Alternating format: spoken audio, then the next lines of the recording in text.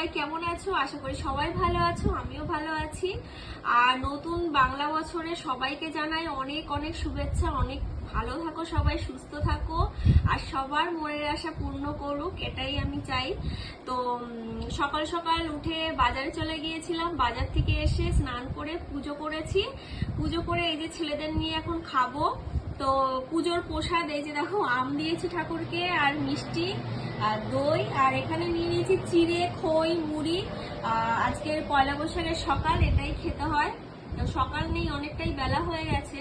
যাই হোক, এখন খেয়ে তারপর রান্না করব। আর একটা গুড নিউজ আছে, তোমাদের সাথে শেয়ার করি। আমার বোনের ফেসবুক প্রোফাইলে মানে ওর 1 মিলিয়ন কমপ্লিট হয়ে গেছে। অনেকদিন আগেই হয়েছে, তো আজকে ওই সেলিব্রেশনটা হবে। তো আমরা দুপুরে খাওয়া দাওয়া করে যাব আমার বাপের বাড়িতে, ওখানেই বোন আছে। তো ওখানে গিয়ে আবার দেখা হবে আর তোমাদের সাথে শেয়ার করবো আজকে সুন্দর মুহূর্তটা।